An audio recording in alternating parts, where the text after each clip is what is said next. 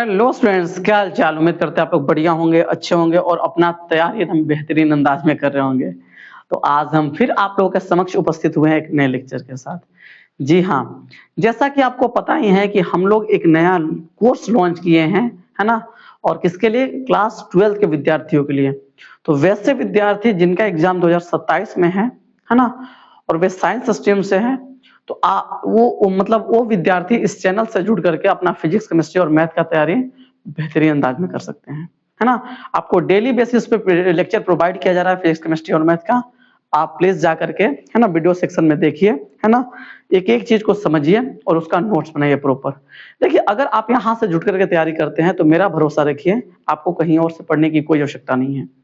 अगर आप मेरे द्वारा पढ़ाया गया कंटेंट अगर आप कवर रखते हैं, जितनी चीज हम पढ़ाते हैं उतनी चीज को आप याद रखते हैं, तो भरोसा रखिए आपको कहीं पर कोई दिक्कत नहीं होने वाली है। ठीक है, तो हम लोग जो बात कर रहे थे, ठीक है ना, ज्यादा अगर आपको ज्यादा इन्फॉर्मेशन चाहिए तो आप प्लीज जाकर के क्या करिए, वीडियो सेक्शन में जाइए और वीडियो सेक्शन में जाकर के वहां पे जो भी वीडियो पड़ी हुई है उसको देखिए। आपको खुद अनुमान लग जाएगा कि किस लेवल का कंटेंट दिया जा रहा है। ठीक है, तो हम जो बात कर रहे थे, हम बात कर रहे थे अपने फिजिक्स में, बात कर रहे थे क्या, हम बात कर रहे थे आवेश के मात्रक के ऊपर बात कर रहे थे।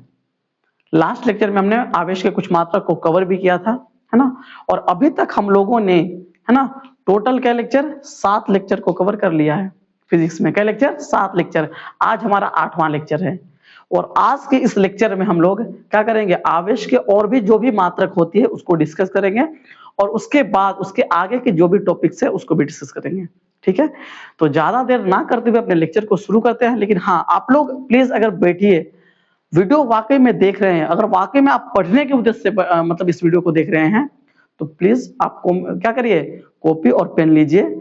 जो हम पढ़ा रहे हैं उसको मेरे साथ साथ आप नोट करते भी चलिए और आप उसको एक बार जब लेक्चर समाप्त हो जाए पूरी तरह से तो आप उसको 1 से 2 बार उसको पढ़ लीजिए। आप फिर उस चीज को नहीं भूलेंगे। ठीक है, बस यही काम कीजिए जो हम पढ़ा रहे थे। देखिए, मेरा एक आदत है, चीजों को एक एक चीज को लिख लिख के पढ़ाते हैं। तो हम जो भी चीज लिख रहे हैं वो मेरे साथ आप भी लिखिए और फिर जब लेक्चर समाप्त हो जाए तो क्या करिए, आप उस चीज को एक बार आप खुद पढ़ लीजिए, 1 से 2 बार। आप कभी नहीं भूलेंगे फिर। ठीक है ना, और हम इतना बेहतरीन समझा देंगे कि आप तो भाई भूलिएगा ही नहीं, नींद में भी आ जाएगा आपको। ठीक है, तो जी हाँ, मेरा नाम है कृष्णा कुमार और आप देख रहे हैं केएस मैजिकल कॉन्सेप्ट, है ना। आप ही का चैनल है ना। आप लोग क्या करिए, इस चैनल का जितना ज्यादा हो सके सपोर्ट कीजिए, है ना। इस चैनल के जितना ज्यादा हो सके शेयर कीजिए, वीडियो को शेयर कीजिए ताकि इस चैनल का सपोर्ट हो, है ना। समझ में आ रहा है ना। तभी क्या होगा, हमको थोड़ा सा मोटिवेशन मिलेगा और हम और बढ़िया और बेहतरीन कंटेंट लेके आएंगे आपको लिए, है ना। तो चलिए ज्यादा देर ना करते अपने वीडियो को शुरू करते हैं। तो आज का हमारा जो टॉपिक रहने वाला है, आज का जो टॉपिक है हमारा वो क्या है, बेसिकली आवेश के मात्रा के ऊपर अपन बात कर रहे थे। तो उसी टॉपिक को आगे बढ़ाएंगे आज। ठीक है, तो आप लोग ध्यान से पढ़िए और कॉपी में एक एक चीज को नोट करते चलिए। तो हम लोग का जो टॉपिक इसमें चल रहा था वो चल रहा था आवेश का मात्रक।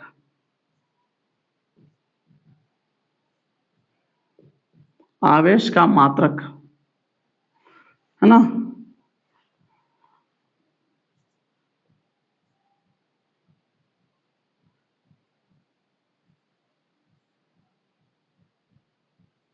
आवेश का मात्रक, ठीक है ना। इसी टॉपिक को अपन आगे बढ़ाएंगे और मस्त आगे बढ़ाएंगे। ठीक है ना, आराम से देखिए। तो आवेश के मात्रक के ऊपर अगर बात किया जाए, यूनिट ऑफ चार्ज के बारे में अगर बात किया जाए, क्या होता है आवेश का मात्रक, तो इसमें हम लोगों ने अभी तक आवेश के 2 यूनिट को डिस्कस कर लिया है। एक आवेश का एसआई मात्रक होता है जो कूलम होता है, और दूसरा आवेश के सीजीएस मात्रक को हमने डिस्कस किया जो कि होता है क्या होता है, स्ट्रेट कूलम, या उसी को फ्रैंकलिन भी कहा जाता है। तो हम लोगों ने इसमें बताया था, सबसे पहला बताया था एसआई मात्रक। सबसे पहला हम जो डिस्कस किए थे आवेश के मात्रक के, एसआई मात्रक, है ना। तो एसआई मात्रक जो होता है आवेश का, कौन मात्रक, एसआई मात्रक, है ना। क्या होता है, आवेश का जो एसआई मात्रक होता है वो होता है कूलम। क्या होता है जी, कूलम। ठीक है ना, इसको सी से दिखाते हैं। और पिछले लेक्चर में हम ये भी बात किए थे कि जो कूलम होता है वो किसके बराबर होता है, तो क्या होता है, ampere into second. Ampere into second को ही क्या कहा जाता है, कूलम कहा जाता है। एम्पियर इंटू सेकंड को क्या कहा जाता है? कूलम कहा जाता है। हम लेकिन पिछले लेक्चर में इस बात को किए थे हम, है ना, इसका मात्रक जब निकाल रहे थे तो वहां पे बताए थे कि एम्पियर इंटू सेकंड को ही क्या कहा जाता है? कूलम कहा जाता है, ठीक है ना। तो आप इसको भी याद रखिएगा, कभी कभी पूछ देता है एग्जाम में, ठीक है। पहला मात्रक। दूसरा मात्रक जो हमने बताया था वो बताया था सीजीएस मात्रक। कौन मात्रक? सीजीएस, सीजीएस मात्रक। तो आवेश का जो सीजीएस मात्रक होता है वो क्या होता है? State coulomb.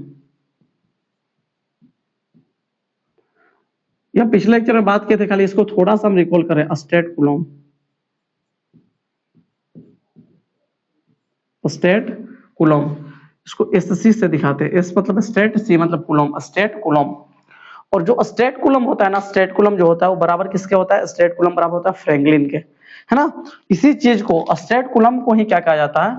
स्टेट कूलम को ही फ्रैंकलिन भी कहा जाता है। क्या कहता है? Franklin, Franklin. स्टेट कूलम को ही फ्रैंकलिन भी कहा जाता है। और हमने बताया था कि जो एक स्टेट कूलम होता है, एक स्टेट कूलम जो होता है बराबर होता है क्या? फ्रैंकलिन के, 1 फ्रैंकलिन के। आप समझ जाइएगा, शॉर्ट में FRAN खाली, फ्रैंकलिन, है ना। तो एक स्टेट कूलम जो होता है ना बराबर होता है क्या? फ्रैंकलिन के, 1 फ्रैंकलिन के बराबर होता है, क्योंकि स्टेट कूलम को ही दूसरा नाम है, स्टेट कूलम का ही दूसरा नाम क्या है? फ्रैंकलिन है। सिंपल बात समझिए, ठीक है ना। तो जैसे एम्पियर इंटू सेकंड को कूलम बोला जाता है, उसी प्रकार से स्टेट कूलम को आप फ्रैंकलिन भी बोल सकते हैं। और हमने ये भी बताया था साथ ही साथ कि जो फ्रैंकलिन होता है ना, आवेश का सबसे छोटा मात्रक है। फ्रैंकलिन जो है, ये बताए थे, फ्रैंकलिन जो होता है या जो स्टेट कूलम होता है, ये क्या होता है? आवेश का सबसे छोटा मात्रक, आवेश का सबसे छोटा मात्रक है।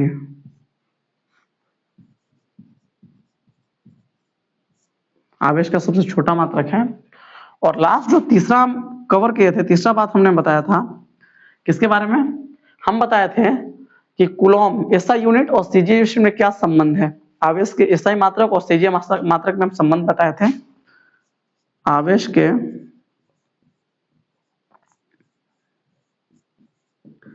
एसआई मात्रक एवं सीजीएस मात्रक में संबंध।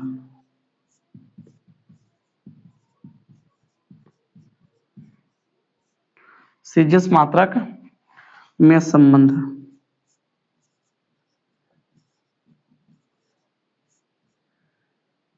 ठीक है ना।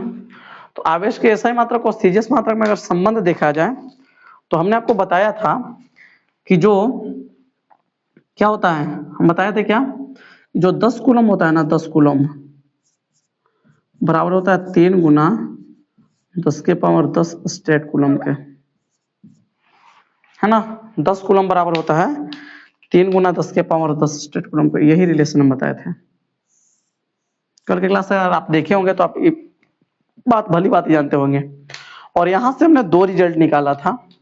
इससे हमने 2 रिजल्ट कि जो 1 कूलम होता है ना, 1 कूलम बराबर होता है 3 गुना 10 के पावर 9 स्टेट कूलम के, ठीक है। और 1 स्टेट कूलम जो होता है ना, 1 स्टेट कूलम बराबर होता है 1/3 into 10 to the power minus 9 coulomb के, ठीक है ना। ये बात हम बताए थे। और 1 स्टेट कूलम ना बोल करके इसको 1 फ्रैंकलिन भी बोल देगा तो वही होगा। क्लियर है?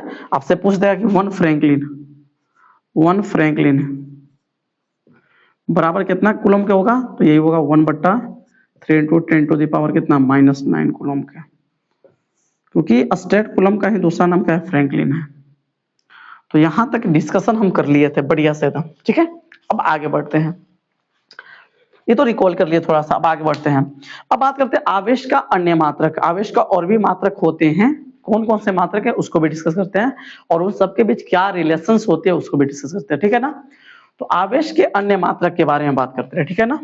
तो आप हेडिंग लगा लीजिएगा, आवेश के अन्य मात्रक।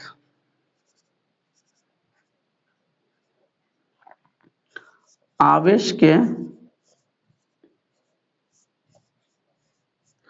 अन्य मात्रक।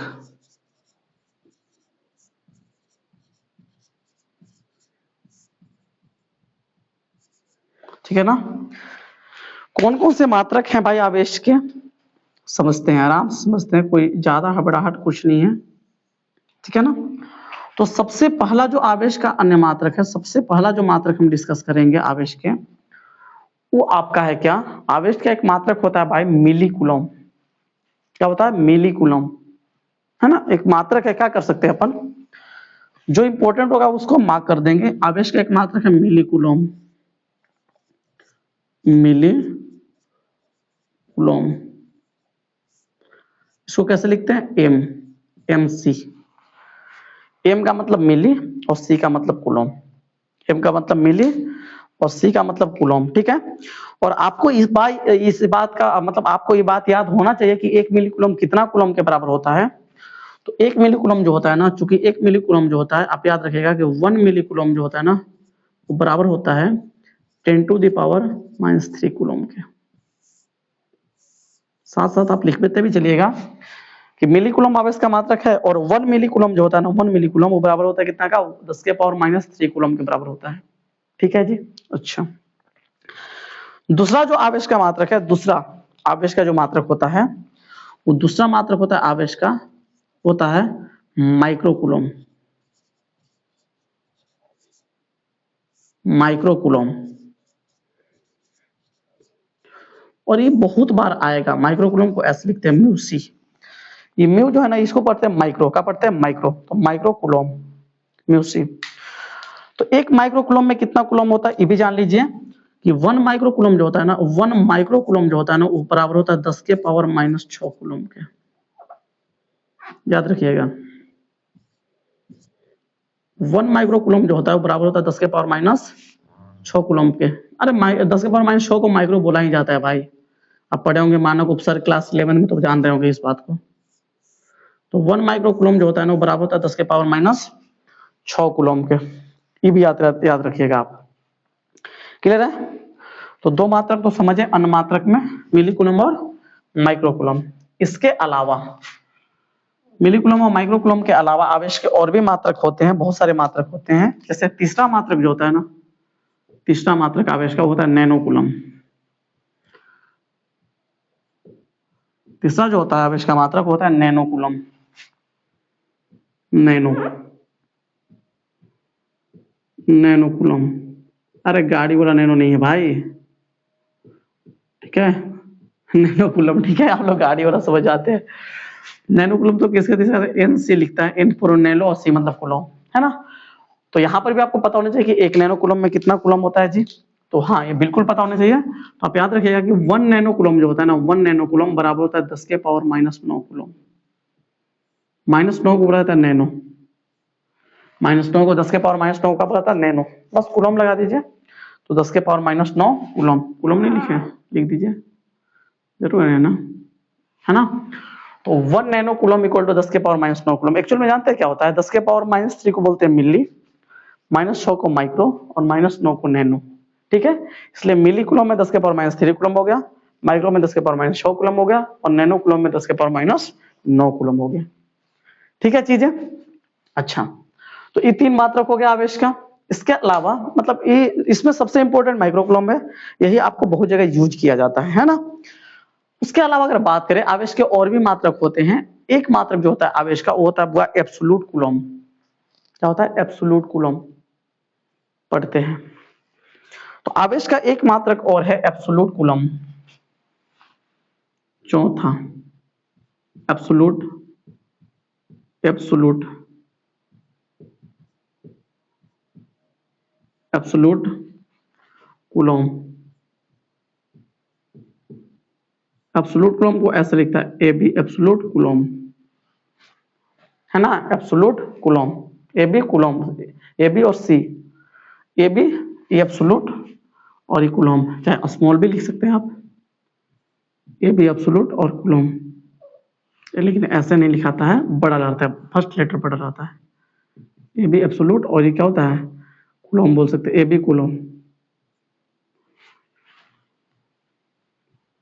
Absolute coulomb. तो इसको शॉर्ट में AB कूलम भी बोला जाता है। इसमें क्या रिलेशन होता है, तो आप याद रखिएगा कि जो एक एब्सोल्यूट कूलम होता है ना, वो 10 कूलम के बराबर होता है। क्या रिलेशन होती है कि चूंकि एक एब्सोल्यूट कूलम जो होता है ना, one absolute coulomb equal to क्या coulomb, 10 coulomb. One absolute coulomb जो होता है ना, 10 कूलम के बराबर होता है, ठीक है ना। One absolute coulomb equal to क्या कूलम, 10 कूलम के बराबर होता है। ये याद रखिएगा चीजें। अब एक बात बताइए, एक एब्सोल्यूट कूलम 10 कूलम के बराबर है और 10 कूलम 3 गुना 10 के पावर 10 स्ट्रेट कूलम के बराबर है ना। आराम से समझिएगा, एक एब्सोल्यूट कूलम 10 कूलम के बराबर है और चूंकि अभी हम पीछे हम बताए हैं कि जो 10 कूलम है ना, 10 कूलम वो बराबर कितना है, 3 गुना 10 के पावर 10 स्ट्रेट कूलम के बराबर है।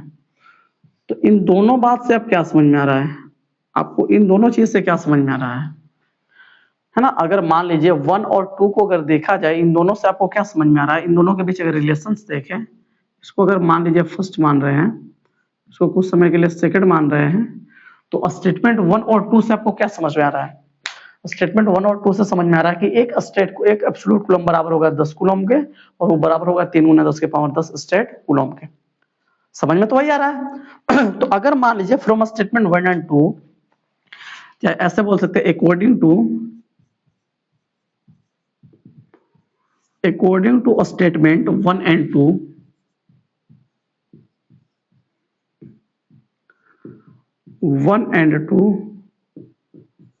वन और 2 स्टेटमेंट के अनुसार आप देख सकते हैं क्या कि जो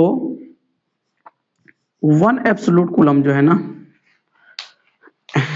थोड़ा सा चीजों को समझिएगा।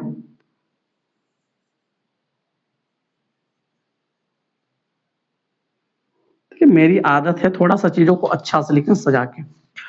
तो ये दोनों स्टेटमेंट से आपको समझ में आ रहा है कि वन एब्सोल्यूट कूलम जो है ना, एब्सोल्यूट कूलम ऐसे लिखना मतलब समझिए, एब्सोल्यूट कूलम AB कूलम भी लिख सकते हैं, एब्सोल्यूट कूलम भी लिख सकते हैं।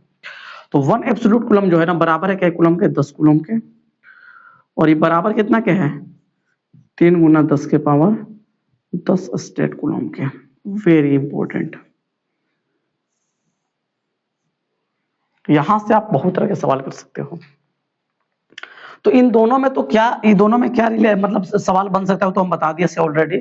ये दोनों के बीच क्या सवाल बन सकता है कि एक कूलम में कितना पूछेगा, एक कूलम में कितना स्टेट कूलम आया, एक स्टेट कूलम में कितना कूलम, ये दोनों के बीच तो रिलेशंस बता दिए थे हम।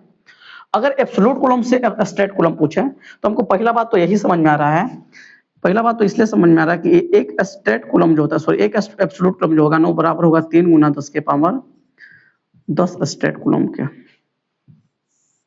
पहला बात तो यही समझ में आ रहा है हमको, क्योंकि तीनों आपस में जब बराबर रहते हैं, ये और ये भी आपस में बराबर होगा, तो आपको पहला बात यही समझ में आ रहा है कि एक एब्सोल्यूट कूलम बराबर होगा 3 गुना 10 के पावर 10 स्टेट कूलम के। अच्छा, अगर ये पूछे कि एक स्टेट कूलम कितना एब्सोल्यूट कूलम के बराबर होगा, पूछ सकता है जी। निकाल सकते हैं जी, निकाल सकते हैं क्या, कि चूंकि अगर हमसे मान लीजिए सवाल पूछ दिया गया कि सवाल क्वेश्चन पूछा गया, सवाल क्या पूछा गया कि one state coulomb equal to dot dot absolute coulomb, कितना एब्सोल्यूट कूलम, तो निकाल सकते हैं। कैसे निकालेंगे, हमको पता है कि चूंकि वी नो दैट, हमको पता है, हम रिलेशन जानते हैं, चूंकि वी नो दैट, हम लोग जानते हैं चीजें, क्या जानते हैं भाई, हम लोग जानते हैं कि 3 गुना 10 के पावर 10 स्टेट कूलम जो है ना, वो बराबर है 1 एब्सोल्यूट कूलम के। दिख भी रहा होगा, 3 गुना 10 के पावर 10 स्टेट कूलम बराबर है कितना, 1 एब्सोल्यूट कूलम के। तो इसलिए एक स्टेट कूलम कितना के बराबर होगा, एक एब्सोल्यूट कूलम के, सॉरी एक स्टेट कूलम कितना के बराबर होगा, तो ये मल्टीप्लाई में तो डिवाइड में चल जाएगा, तो 1/3 into 10 to the power 10 absolute coulomb के, कितने के बराबर होगा। अच्छा, इसको अगर सोल्व करेंगे तो इसलिए 1 stat coulomb is equal to कितना हो जाएगा, 1/3 इंटू, नीचे तो पावर पॉजिटिव, ऊपर जाएगा तो power negative, 10 to the power -10 absolute coulomb. दिख भी रहा होगा आपको, क्लियर चीजें। तो 1 स्टेट कूलम जो है ना, 1 स्टेट कूलम बराबर कितना होता है, 1/3 into 10 to the power -10 absolute coulomb के बराबर होता है। तो उल्टा भी पूछ सकता है, उससे घबराना नहीं है, बिल्कुल नहीं घबराना है ना। समझ में आ रहा चीज है ना। तो एक एब्सोल्यूट कूलम इतना के बराबर है ना, तो 1 स्टेट कूलम कितना के बराबर है, 1 स्टेट कूलम जो है ना वो बराबर है कितना, 1/3 इंटू 10⁻⁻10 एब्सोल्यूट कूलम के बराबर है। उल्टा, घबराना बिल्कुल नहीं है। तो हम यहाँ पे कूलम और स्टेट कूलम में रिलेशन देख गए थे, इधर में वेरी करेगा तो यहाँ से पकड़ लेंगे कि 1 कूलम इक्वल टू कितना 3 × 10⁻9 स्टेट कूलम, और 1 स्टेट कूलम इक्वल टू कितना 1/3 × 10⁻⁻10 कूलम। ये कहाँ से आया इस रिलेशन से आया, और इसको हम निकाल के दिखाए हैं। अगर आप पिछला लेक्चर नहीं देखे प्लीज जाके देखिए, वहां पे हम इसको निकाल के दिखाए कैसे आया, ऐसे नहीं दिखा दिए, जैसे यहाँ पे हम निकाल के दिखाए ना वैसे वहां पर भी दिखाए हैं। तो पिछला लेक्चर आप जाके देखिए। और यहाँ पे से हमने क्या सीख लिया, एब्सोल्यूट कूलम और स्टेट कूलम के बीच क्या रिलेशन होता है। तो एक एब्सोल्यूट कूलम बराबर होता है 3 × 10⁻10 स्टेट कूलम के, है ना। अच्छा, और एक स्टेट कूलम सॉरी एक स्टेट कूलम बराबर कितना होता है 1/3 इंटू 10⁻9 एब्सोल्यूट कूलम के। तो यहां से ई रिलेशन भी हम सीख गए, है ना, कि एक एब्सोल्यूट कूलम कितना स्टेट कूलम के बराबर और एक स्टेट कूलम कितना एब्सोल्यूट कूलम के बराबर। ठीक है, एक बात और यहां से पूछेगा, दूसरा सवाल आपसे ये पूछेगा कि एक कूलम कितना एब्सोल्यूट कूलम के बराबर। उल्टा, हाँ एक एब्सोल्यूट कूलम तो समझ रहे हैं कि एक एब्सोल्यूट कूलम 10 कूलम के बराबर है, एक एब्सोल्यूट कूलम 10 कूलम के बराबर है, लेकिन पूछेगा कि एक कूलम कितना एब्सोल्यूट कूलम के बराबर है। उल्टा, देखिए सवाल कैसे बना सकता है एग्जामिनर, आपको तैयार रहना पड़ेगा। हमसे क्या पूछा कि एक कूलम बराबर डॉट डॉट एब्सोल्यूट कूलम कितना। सोल्व करते हैं जी, बना क्या नहीं लेंगे, बना लेंगे। तो आप क्या लिखेंगे कि चूंकि वी नो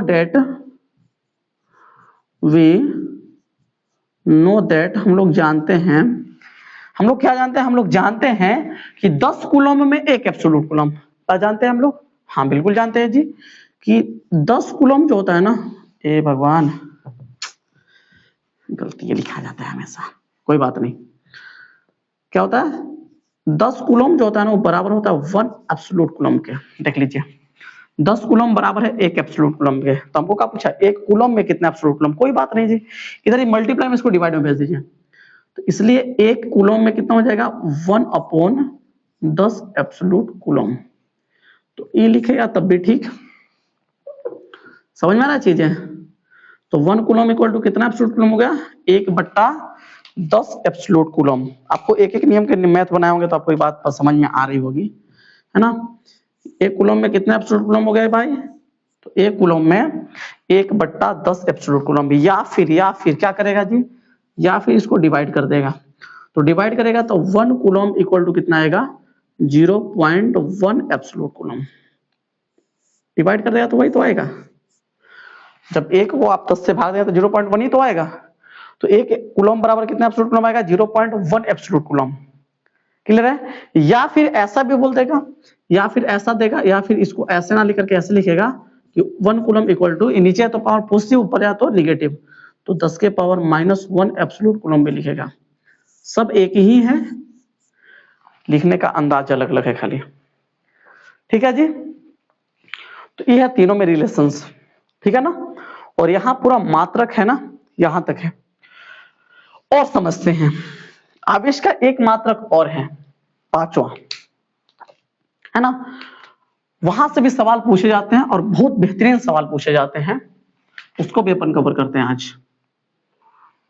पांचवा क्या है आवेश का मात्रक, तो आवेश का एक मात्रक और है ना। क्या है पांचवा जो मात्रक है आवेश का, हम लोग आवेश का मात्रक ही तो पढ़ रहे थे। तो पांचवा मात्रक है ना जो आवेश का, वो है भाई फेराड। क्या है आवेश का, फेराड जो है ना एक मात्रक है और सबसे बड़ा मात्रक है ना। तो आवेश का एक मात्रक और क्या है, फेराड। वो फेराड को एफ से दिखाता है, farad, F for farad. Farad एक वैज्ञानिक थे, है ना, और उन्हीं के नाम पे है ना ये मात्रक पड़ा, है ना। केमिस्ट्री जब पढ़ेंगे इलेक्ट्रोकेमिस्ट्री तो वहां पे ये चीज आएगी, है ना। फेराड के बारे में आप लोग जानेंगे, ठीक है ना। तो आप एक बात और जान लीजिए कि फेराड, ठीक है, फेराड क्या है, आवेश का मात्रक है और सबसे बड़ा मात्रक है फेराड। तो एक फेराड में कितने कूलम होते हैं, तो एक फेराड जो होता है ना 1 फेराड इक्वल टू 96,500 कूलम होता है बाबू एक फैराड में। बहुत ज्यादा है कि नहीं है? एक फैराड में कितना कूलम है? 96,500 कूलम। समझिए कितना बड़ा है, समझ में आ रहा चीज है ना।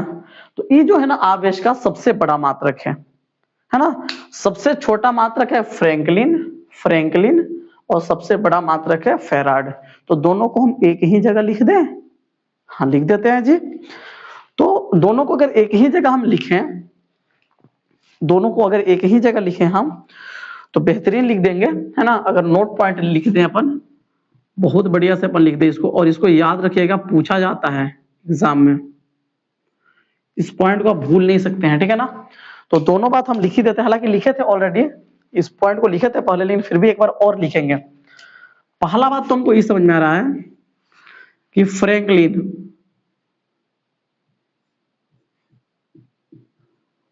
फ्रैंकलिन आवेश का सबसे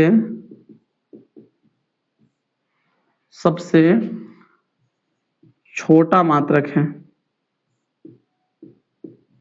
या छोटी इकाई बोल सकते हैं। फ्रैंकलिन आवेश का सबसे क्या छोटा मात्रक है, ठीक है। तो एक फ्रैंकलिन में कितना होता है, हम बताए थे कि चूंकि एक फ्रैंकलिन जो होता है ना, एक फ्रैंकलिन जो होता है वो बराबर कितना क्या होता है बताइए। एक फ्रैंकलिन में कितना कूलम पूछेगा, तो 1 फ्रैंकलिन इक्वल टू 1/3 × 10⁻⁻⁹ कूलम होता है। 1 फ्रैंकलिन में कितना कूलम होता है, तो 1/3 × 10⁻⁹ कूलम। 1/3 × 10⁻⁹ कूलम होता है एक फ्रैंकलिन में, होता है ना। और इसी को अगर उल्टा कर देंगे कि एक कूलम में कितना फ्रैंकलिन, 1 कूलम इक्वल टू कितना फ्रैंकलिन, तो याद रखिएगा 3 × 10⁹ फ्रैंकलिन। तो ई भी है चीजें। एक पॉइंट तो क्लियर हो गया होगा आपको। तो फ्रैंकलिन आवेश का सबसे छोटा मात्रक है, ठीक है। अच्छा दूसरा बात, अगर बड़ा मात्रक पूछेगा कि सबसे बड़ा मात्रक क्या है आवेश का, तो फैराड जो है ना आवेश का सबसे बड़ा मात्रक है। यानी आवेश का सबसे बड़ा मात्रक क्या होता है, फैराड होता है। यानी फैराड जो है ना, फैराड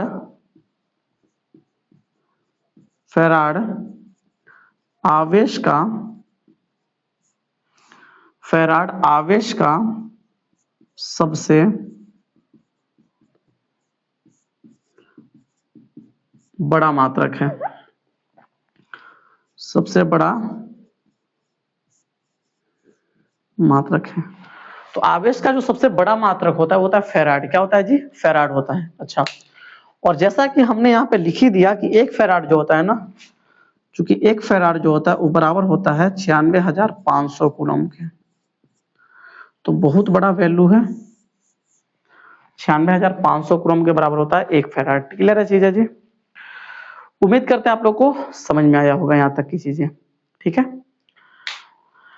तो आप लोग जल्दी से इसको लिखिए, फिर अपन एक टॉपिक और डिस्कस करते लगे हाथों, है ना। अब यहाँ पे जो है ना, यहाँ पे पूरा आवेश का मात्रक पूरा समाप्त हो गया। आवेश के मात्रक से रिलेटेड इतना से ज्यादा सवाल नहीं पूछा जाएगा आपको, पूरा डिटेल में आवेश के मात्रक को हम कवर किए हैं, एक एक पॉइंट को कवर किए हैं, है ना। इससे ज्यादा चीज आपसे नहीं पूछा जाएगा आवेश के मात्रक में, ठीक है। आप जल्दी से इसको लिख लीजिए, लिख लिए। चलिए आगे थोड़ा सा बढ़ते हैं अपने, ठीक है ना। हम लोग आगे थोड़ा सा बढ़े, तो एक टॉपिक और अपन डिस्कस करते हैं, आवेश का क्वांटमीकरण, है ना।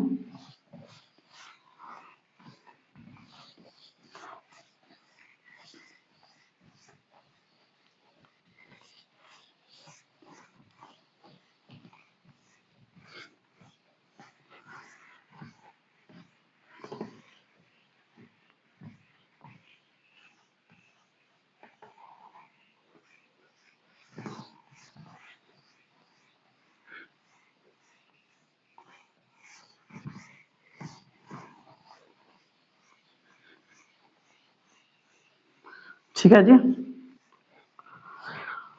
आवेश के क्वांटमीकरण पढ़ाने से पहले हम कुछ बात आपको कुछ बातों से आपको अवगत कराना चाहेंगे, और उससे अवगत होना आपके लिए जरूरी भी है।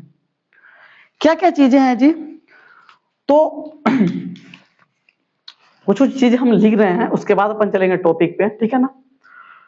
बात क्या कर रहे हैं अपन कि जो इलेक्ट्रॉन होता है, इलेक्ट्रॉन यहीं पे लिख देते हैं, सम इंपॉर्टेंट पॉइंट्स यहीं पे लिख लेते हैं, सम इंपॉर्टेंट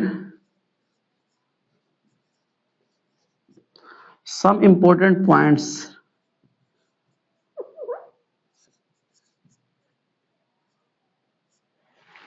ठीक है ना, ये लिख देते हैं, जगह है ही तो क्या दिक्कत है। और आप इसको याद भी रखेंगे, इस चीज को बहुत बढ़िया चीज लिखवा रहे हैं। पहला बात ये बता रहे हैं, आपको पता है कि इलेक्ट्रॉन पर चार्ज होता है, और हम लिखवाए भी हैं कि 1.6 इंटू 10⁻⁻⁻⁹ कूलम होता है। तो पहला बात हम ये बता रहे हैं कि इलेक्ट्रॉन पर पाया जाने वाला जो आवेश होता है, इस दुनिया का सबसे छोटा स्वतंत्र आवेश होता है। तो सर इस इलेक्ट्रॉन से छोटे आवेश नहीं होते हैं? हाँ होते हैं, इलेक्ट्रॉन से भी छोटे आवेश होते हैं, लेकिन वे स्वतंत्र नहीं होते, है ना।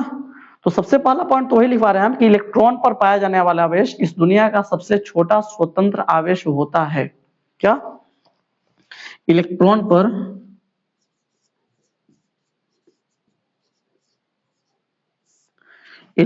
पर पाया जाने वाला आवेश, इलेक्ट्रॉन पर पाया जाने वाला आवेश इस दुनिया का सबसे छोटा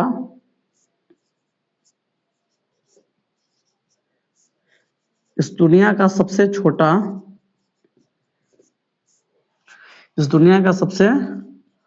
छोटा स्वतंत्र आवेश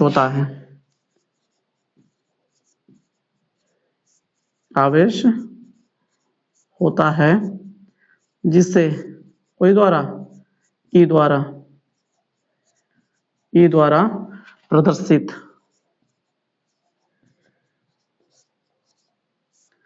किया जाता है।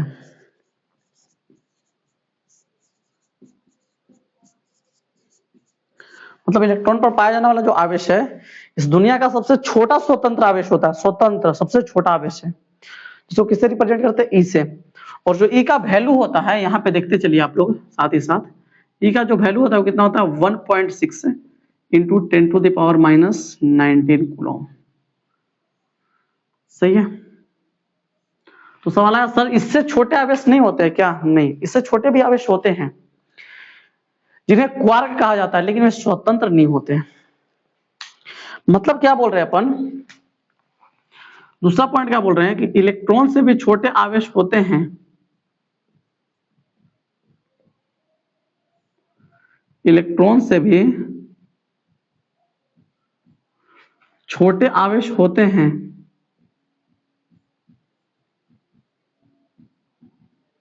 इलेक्ट्रॉन से भी छोटे आवेश होते हैं जिन्हें क्वार्क कहा जाता है। जिन्हें क्या कहा जाता है भाई? क्वार्क। जिन्हें क्वार्क कहा जाता है।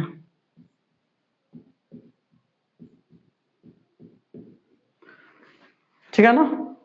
इलेक्ट्रॉन से भी छोटे आवेश हैं, लेकिन वो स्वतंत्र नहीं है ना। इलेक्ट्रॉन से भी छोटे आवेश होते हैं जिन्हें क्या कहा जाता है? क्वार्क किया जाता है, परंतु ये स्वतंत्र नहीं होते हैं, परंतु ये स्वतंत्र नहीं होते, परंतु ये स्वतंत्र नहीं होते।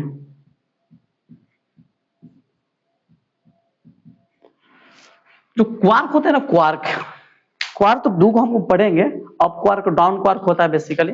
जो क्वार्क होता है, क्वार्क जो होता है क्या, उस पर चार्ज होता है +-E/3 या फिर +-2E/3।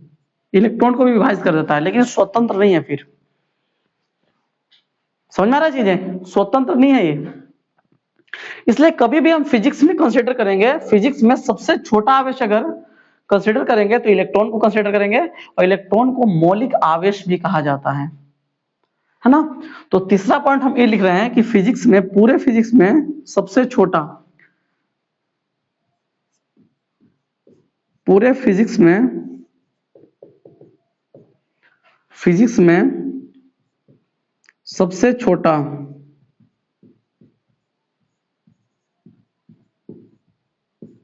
आवेश किसको? इलेक्ट्रॉन को। इलेक्ट्रॉन को माना गया है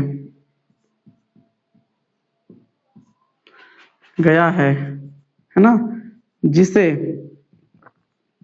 पूरे फिजिक्स में सबसे छोटा आवेश कोई है तो इलेक्ट्रॉन है, जिसे मौलिक आवेश के नाम से भी जाना जाता है। कौन आवेश? मौलिक आवेश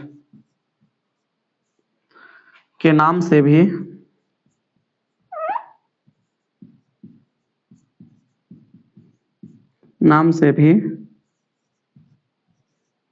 मौलिक आवेश के नाम से भी जाना जाता है।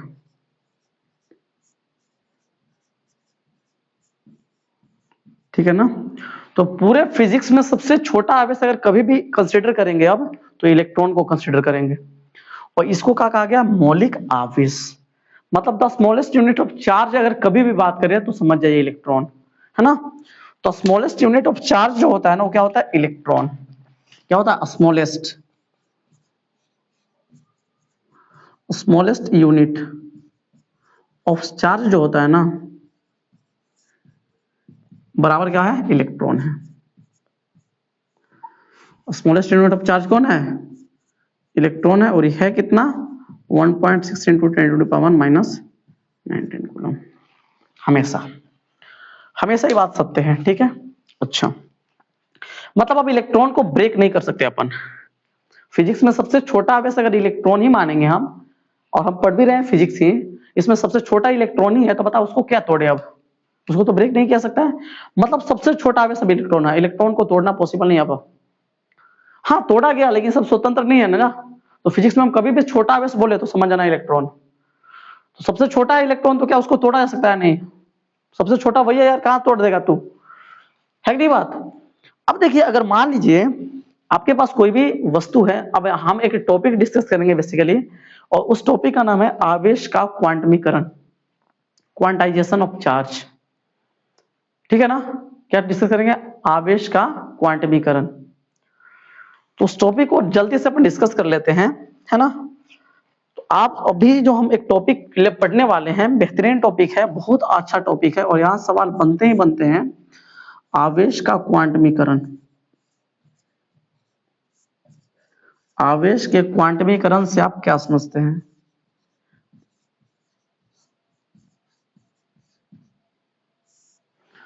क्वांटमीकरण से आप क्या समझते हैं?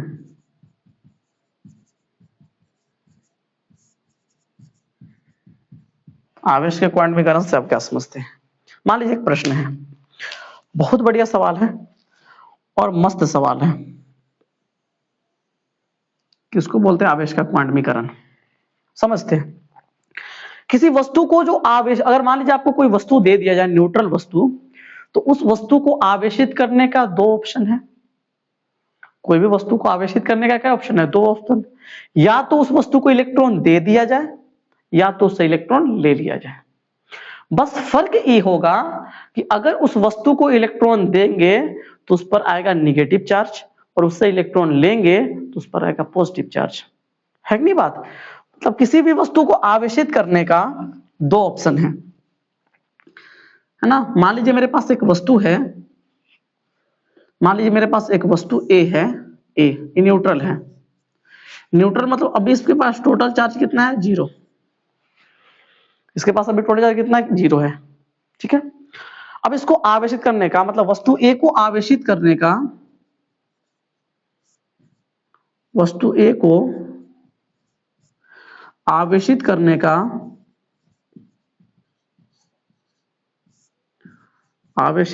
का दो ऑप्शन है।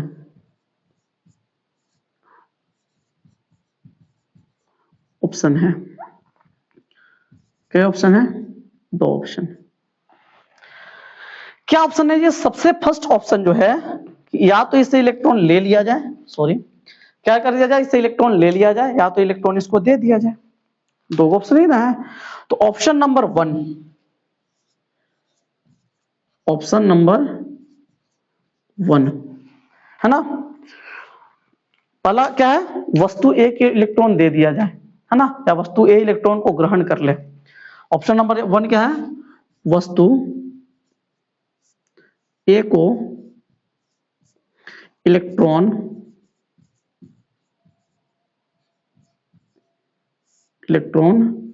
दे दिया जाए, तब होगा क्या।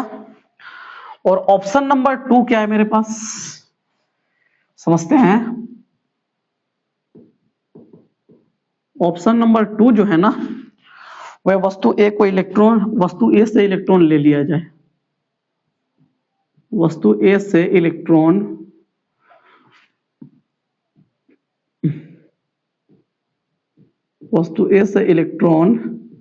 ले लिया जाए,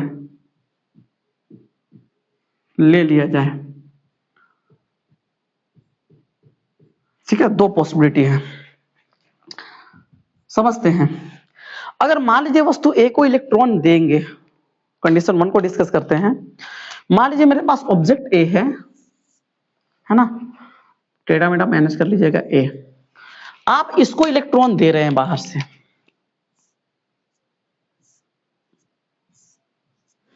तो इलेक्ट्रॉन या तो आप इस पर 1 देंगे, या तो इसको 1 इलेक्ट्रॉन देंगे, या 2 देंगे, या 3 देंगे। क्या 1.5 इलेक्ट्रॉन दे सकते हैं इसको, क्या इसको 1.5 इलेक्ट्रॉन दे सकते हैं, 2 है ना, 1.5 इलेक्ट्रॉन नहीं दे सकते हैं। क्यों, क्योंकि सबसे छोटा इलेक्ट्रॉन है यार, इलेक्ट्रॉन को भी तू तोड़ दिया, 1.5, क्या उसको तोड़ सकता है तू, नहीं। तो या तो तू इसको 1 इलेक्ट्रॉन देगा, या 2 देगा, या 3 देगा, या 4 देगा। ऐसा नहीं होगा कि इसको 1.5 दो, पौने दो, है ना, आधा दो, ऐसा इलेक्ट्रॉन देना पॉसिबल नहीं है, क्योंकि इलेक्ट्रॉन को तोड़ना ही पॉसिबल नहीं है। हम पहले ही भाई क्लियर कर दिए इस चीज को, इलेक्ट्रॉन को तोड़ा नहीं जा सकता, इलेक्ट्रॉन सबसे छोटा चार्ज है नहीं बात। और जब इलेक्ट्रॉन सबसे छोटा चार्ज है तो उसको ब्रेक तो कर नहीं सकते हैं, तो सबसे छोटा इलेक्ट्रॉन है, तो इसको अगर देने के बाद या इलेक्ट्रॉन देना हो तो इलेक्ट्रॉन को तोड़ के नहीं देंगे, ले भाई आधा ले ले, क्योंकि तोड़ नहीं सकते हैं, कंडीशन नहीं है। तो या तो इसको 1 इलेक्ट्रॉन देंगे, या 2, या 3। अगर इसको 1 इलेक्ट्रॉन देंगे तो इस पर जो चार्ज डेवलप होगा, 1 इलेक्ट्रॉन देने पर चार्ज जो आएगा, 1 इलेक्ट्रॉन देने पर चार्ज आएगा कितना, ई माइनस का, निगेटिव आएगा ना, देने के केस में तो निगेटिव आता है, तो माइनस ई चार्ज आएगा। 2 को देंगे तो -2e, 3 दे तो -3e, 4 को दे तो -4e चार्ज आएगा। और ऐसे ऐसे बढ़ते बढ़ते अगर n को देंगे तो माइनस का ne, माइनस का कितना चार्ज आएगा, अगर n इलेक्ट्रॉन दिया जाए तो कितना चार्ज आएगा, माइनस का ne। ये तो देने के केस में रहा। अच्छा, लेने के बाद रहा, तब क्या करेंगे अपन, ये वस्तु A है, अगर इसे इलेक्ट्रॉन लेना हो, तो अगर इसे इलेक्ट्रॉन लेना भी होगा, इलेक्ट्रॉन अगर इसे निकालेंगे भी हम, तो क्या आधा इलेक्ट्रॉन निकाल सकते हैं क्या, नहीं भाई। सबसे छोटा इलेक्ट्रॉन एक वही है, सबसे छोटा इलेक्ट्रॉन ही है, उसको तोड़ना तो पॉसिबल नहीं ना है, नहीं है उसको पॉसिबल। और जब नहीं तोड़ना पॉसिबल है तो या तो इससे 1 इलेक्ट्रॉन निकाल लेंगे, या 2 निकाल लेंगे, या 3 निकालेंगे। तो जब इससे हम 1 इलेक्ट्रॉन निकालेंगे, 1 इलेक्ट्रॉन जब निकालेंगे तो इस पर चार्ज कितना आएगा, जब इससे हम 1 इलेक्ट्रॉन निकालेंगे तो इस पर चार्ज कितना आएगा, प्लस का ई आएगा। कभी प्लस का ई क्यों सर, क्योंकि निकालने के केस में जब कोई वस्तु इलेक्ट्रॉन का त्याग करता है तो उस पर पॉजिटिव चार्ज आता है, बताया हम ये बात। इससे इलेक्ट्रॉन निकालेंगे तो इसमें इलेक्ट्रॉन की कमी होगी, तो इस पर कौन चार्ज डेवलप होगा, पॉजिटिव, 1 इलेक्ट्रॉन के पॉजिटिव चार्ज, है ना। फिर क्या होगा, 2 निकाले तो +2e, 3 निकाले तो +3, 4 निकालेंगे तो +4e, और ऐसे बढ़ते बढ़ते बढ़ते अगर n निकाल लें तो प्लस का ne, ठीक है ना। यानी किसी भी वस्तु पर जो आवेश का परिमाण होगा वो या तो +ne के बराबर होगा, या तो -ne के बराबर होगा। तो इन दोनों को अगर हम, ये पहला स्टेटमेंट और इसको बोलते हैं दूसरा स्टेटमेंट, इसको बोलते हैं स्टेटमेंट नंबर 2। देखिए समझिए चीजों को, इस चीज को बोलते हैं स्टेटमेंट नंबर 2। तो फ्रॉम स्टेटमेंट 1 and 2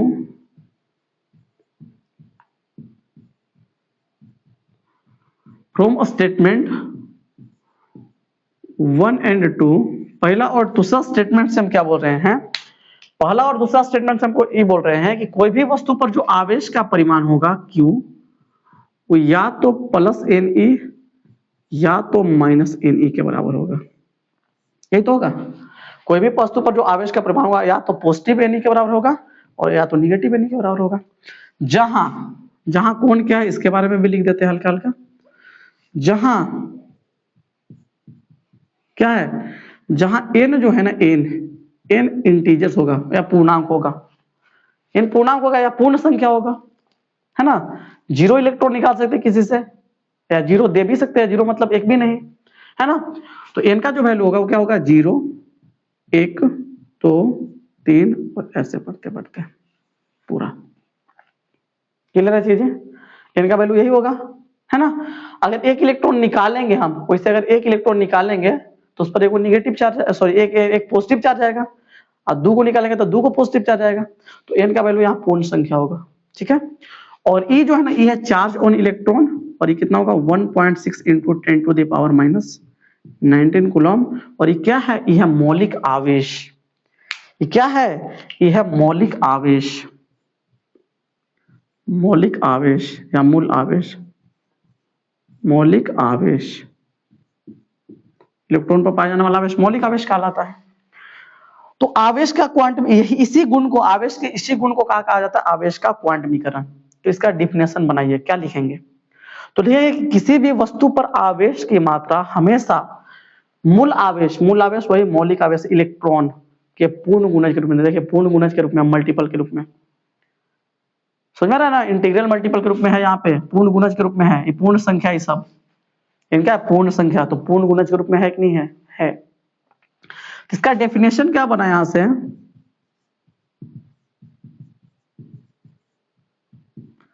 डेफिनेशन ये बना इसका कि किसी भी वस्तु पर आवेश का परिमाण हमेशा, किसी भी वस्तु पर, किसी भी वस्तु पर आवेश का परिमाण, आवेश का परिमाण हमेशा मूल आवेश या फिर मौलिक आवेश भी बोल सकते हैं, मूल आवेश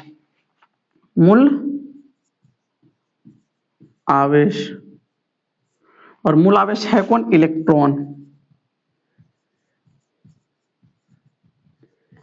मूल आवेश है कौन, इलेक्ट्रॉन के पूर्ण गुणज के रूप में होता है,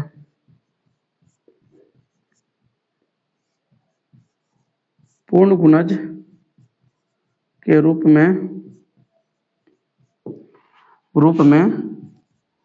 होता है ना। किसी भी वस्तु पर आवेश का परिमाण हमेशा मूल आवेश के पूर्ण गुणज के रूप में होता है। आवेश के इसी गुण को, आवेश के इस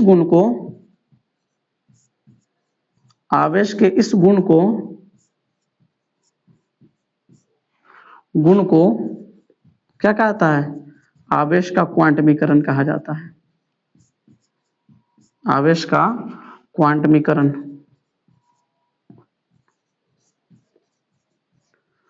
आवेश का क्वांटमीकरण कहा जाता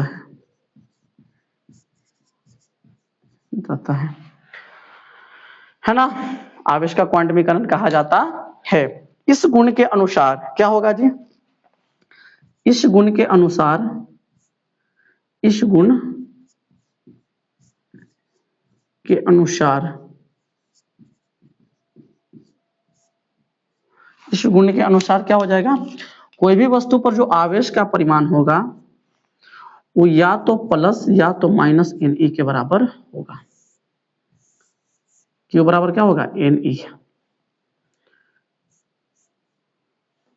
ठीक है ना। इस गुण के अनुसार क्या होगा, Q जो है ना वो बराबर क्या होगा, Ne के बराबर होगा। Q बराबर होगा Ne के। जहां कौन क्या समझ रहे हैं आप, एक बार फिर से लिख देते हैं। जहां Q जो है ना वो क्या है, वस्तु पर आवेश की मात्रा, वस्तु पर आवेश की मात्रा, ठीक है ना। n है, n क्या है 0 1 2 3 और so on, ठीक है ना। अब बाकी E तो समझ ही रहे हैं, इलेक्ट्रॉन, चार्ज ऑफ इलेक्ट्रॉन, और E का वैल्यू यहाँ लिखल भी है, ठीक है। बाकी आप लोग समझ गए होंगे। तो E था अपना क्या, आवेश का क्वांटमीकरण, क्वांटाइजेशन ऑफ चार्ज। तो उम्मीद करते हैं कि आपको चीजें समझ में आई होगी, बेहतरीन आई होगी, ठीक है। अगर इतना के बावजूद भी अगर कोई भी डाउट हो तो प्लीज मतलब कमेंट सेक्शन में बताइएगा कि हाँ कहाँ डाउट रह गया, क्या रहा, उसको हम नेक्स्ट लेक्चर में दूर करेंगे। आज के लिए इतना ही पे विदा लेंगे आपसे, है ना। टाइम ऑलरेडी बहुत ज्यादा हो गया है। बाकी इसके आगे की जो चीजें, जैसे आवेश के क्वांटमीकरण पर सवाल बनते हैं, बहुत अच्छे अच्छे सवाल बनते हैं, तो उस सवाल को हम नेक्स्ट लेक्चर में करवाएंगे, ठीक है ना। देखिए यहाँ पे जो डिफिनेशन लिखा गया है, ब्लैक से लिखा गया है ना, यहाँ से इसलिए ब्लैक से लिखे हैं, आप इधर डिफिनेशन है, ठीक है ना, इधर से इधर है, लाइन पार दी है, इधर है, ठीक है जी।